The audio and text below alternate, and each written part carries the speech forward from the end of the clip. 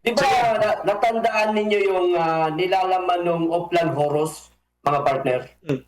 Di ba Mm. ang sabi doon, lahat ng mga kaalyado ng mga Duterte ay itutumba o ilalaglag nila. Hindi kaya karugtong o kasama dyan si Atty. Vic Rodriguez? Ginulantang po ang sambayanan dahil nga po may isa pong nagngangalang Jason Binay Suarez in the red corner.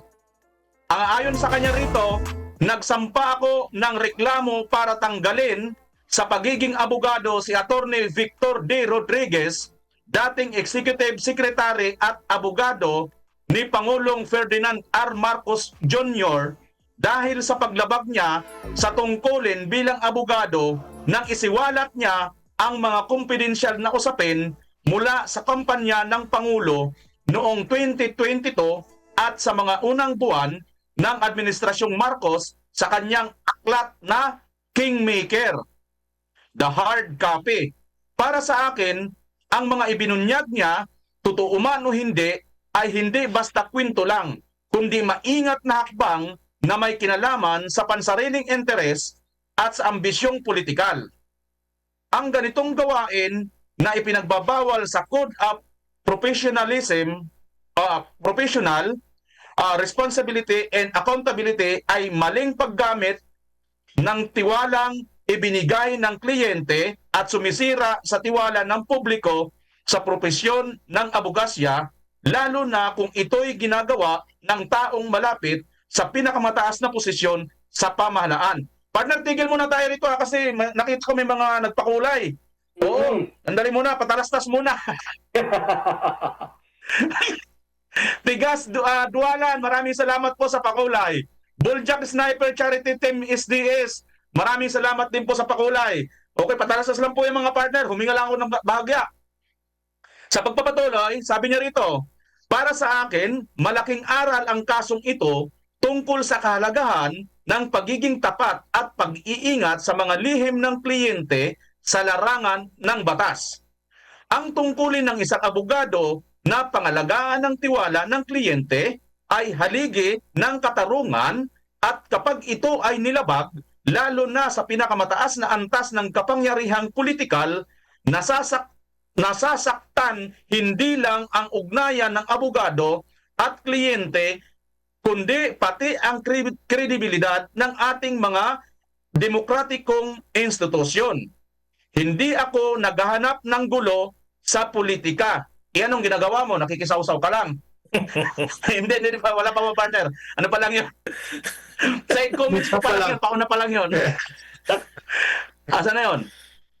Nasa na ba? Maliliit eh, mga partner. Nawala ka tuloy.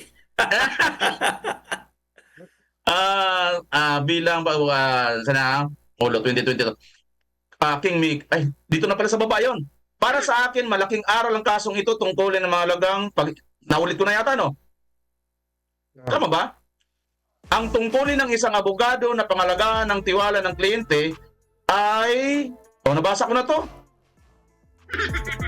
Ito na pala yun, ito na pala yun. Ito na, karugtong pinakadulo. Kundi humihingi ng gabay mula sa kagalang-galang na hukuman para turuan ang mga kagaya kong magiging abogado balang araw sa mga pamantayan ng integridad, katapatan at profesionalismo na dapat naming sundin. Nagmamahal, ang nagrereklamo, Jason Binay Suarez. Yung dami ka nagmamahal, ha? Akala ko, nagbasa ako ng mga partner, naghaba eh. Nagbasa ako ng novel, di ba? Hindi ko alam eh. Napunta ko doon. Sige mga partner, anong mga reaction nyo rito? Ako, sige, si partner Bisdak muna. Ayusin ko lang itong mikropono ko. Nagturo, ha? Okay, para sa akin, para tayong ginawang tanga ni Jason eh. Jason Binay Suarez, no? Sasabihin niya hindi ito pamumulitika, hindi politika. Bakit niya sinabi yun na hindi pamumulitika? Maliwanag naman na pamumulitika yung kanyang ginawa kay Atty. Vic Rodriguez. Kasi hindi po ako naniniwala na ang reason niya, ang babaw kasi ng reason niya, kaya daw siya nagsampa ng, ang tawag yan, disbarment case para magsilbing aral daw sa kanya kung ano ba talaga ang katotohanan kasi siya ay nag-aral yata sa pagkaabogasiya. Kung bihira, nag-aral ka pa lang sa pagkabugasiya, ganyan ang ginagawa mo, sumasawsaw ka na sa politika. What more pa kaya, pag naging abogado ka na, ay panigurado akong abusado kang abogado ka, pareho ka kay Gadon, 80-80 rin. Kasi yun lang naman ang concern mo, parang ang babaw ba? Na nagsampa siya ng disbarment case kasi gusto niya malaman anong tawag yan? Pwede bang ma-disbar itong si Atty. Vic Rodriguez dahil sa kanyang ginawang libro na The Kingmaker. Para sa akin, hindi naman siguro si Raul o si Atty. Vic Rodriguez na gumagawa ng libro para ikapapahamak niya at madisbar at mapunta pa sa disbarment case. Ito para sa akin, maliwanag po ito na politically motivated. Kumbaga, siguro, nagpapasipsip itong mga Binay ngayon kasi pamangkin man to ni Binay kasi magkakampi naman sila talaga, Binay at Marcos. Biglang sumugod ng Supreme Court. Kagahapon lang to, partner, ha? Kagahapon lang ho ito. Nagsampa na agad siya ng disbarment case. Dapat siguro ang gawin ng oplok na ito, kailangan niya muna tapusin yung pagiging abogasiya niya at ipasa niya yung bar exam bago siya kuda ng kuda laban dito sa isang magaling na abogado, Atty. Vic Rodriguez, na may paninindigan. Para sa akin, konektado pa rin ito sa pagkampi ngayon ni Atty. Vic Rodriguez sa mga Duterte. Demolition job pa rin ito, mga kapartner. Partner, Ano naman, partner Badong? okay, sundan ko lang yung sinasabi ni partner Bisdak.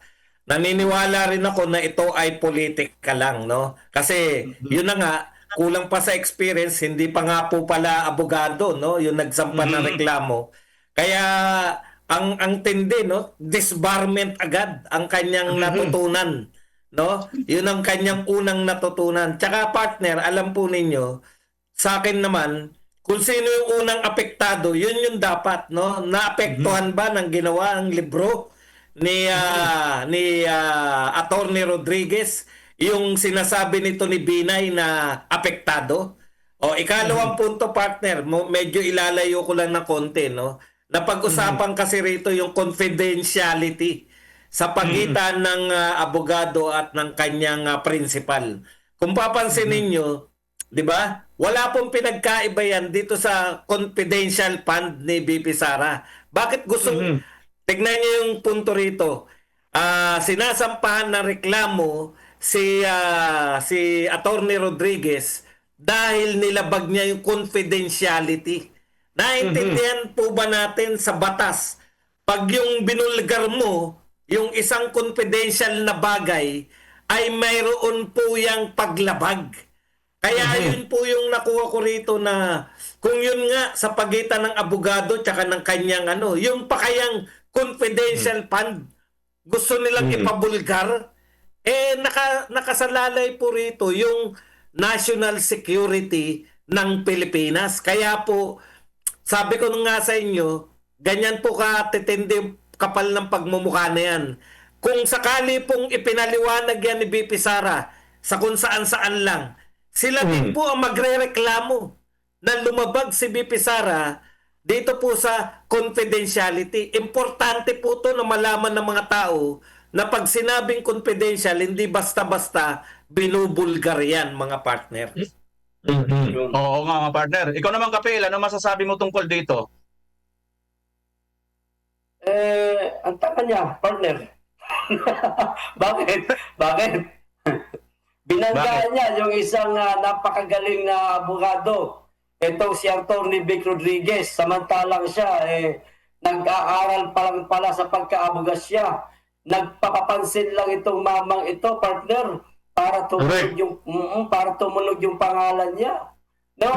At, Baka gusto rin maging vlogger, partner. Oo, baka. Tuloy, May kakilala kasi kung ganyan estudyante pa lang ng abogado, vlogger, si Bulbik Booking. kilala ko yun. Yung best friend mo, partner. Yung best friend. Tuloy na, partner. Pasensya na. Tuloy, partner, haka ng ating mga kababayan, buhat nung lumabas yung balita niyan kagabi, baka daw nautusan ito Handa na naman, no?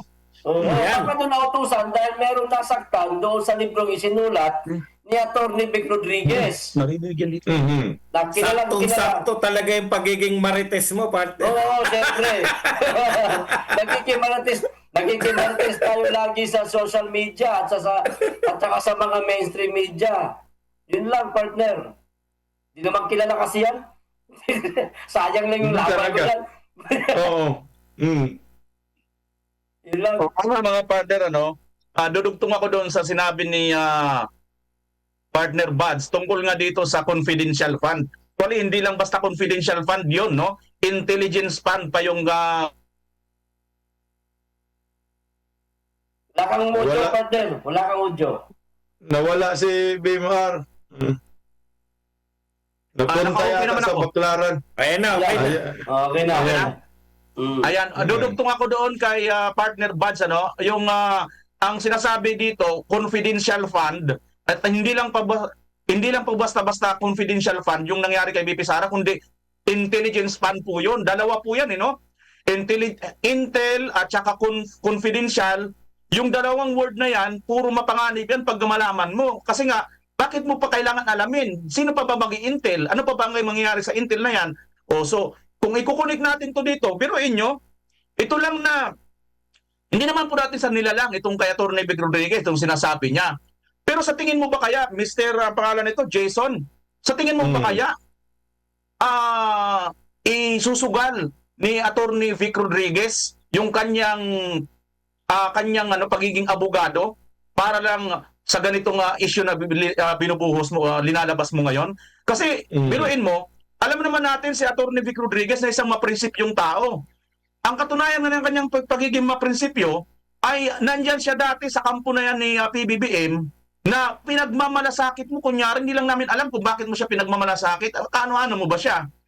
Mismo nga si PBBM mismo, wala siyang binabanggit na ganito, ganon eh. Ikaw pa yung umiiyak, biruin mo, hindi nga umiiyak si BBM eh. Kasi alam niya, Correct. wala naman sigurong dito, wala namang foul siguro na binubulgar o sinasabi dito si Atty. Vic Rodriguez, at confident din ako dyan dahil maraming beses natin nakaharap si Atty. Vic Rodriguez at nakausap natin, na-interview natin.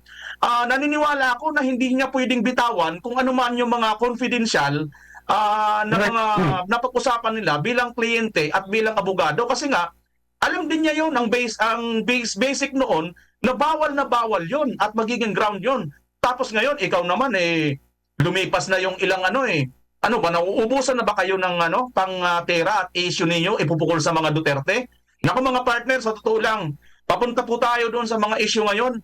Ay, wag ko lang, mamaya i-reserva ko yung aking opinion at mga nakikita dito. Bueno mga partner, mayroon pa ba kayong idadagdag dito tungkol kay Atty. Vic? Dagdag lang natin. Para bigyan lang natin ng magandang yung mga audience natin. Yung ano bang nagawa ni Atty. Vic Rodriguez na posibleng ikakagalit ng gobyernong Marcos at pagtripan siya ng mga galamay na ito. Unang-una, itong si Jason Binay Suarez, pamangkin ito ni Nugnog Binay. At malapit Grabe. umano ito. Malapit Grabe umano naman, itong- nug-nug agad. Oo, nugnog naman talaga yan. Yung tawag natin kay Binay, nugnog yan eh. Itong si Jason Binay Suarez, malapit ito kay First Lady at kay Bongbong. Ayun. At itong si Atty. Vic Rodriguez, ang pinaka mabigat na kanyang isiniwalat ay yung patungkol sa GAA. Di ba sila yung petitioner sa GAA sa Supreme Court? Correct, yes. 25 budget. Baka ito na po ay kasama na to ay isang demolition job. Yan lang, partner. Yan nga yun. Partner, dagdag ko pa. Di ba natandaan ninyo yung nilalaman ng Oplan Horos, mga partner? Di ba ang sabi doon, lahat ng mga kaalyado ng mga Duterte ay itutumba o ilalaglag nila. Hindi kaya karugtong o kasama dyan si Atty. Vic Rodriguez? Tanong lang naman. Posible yan, Oo. partner.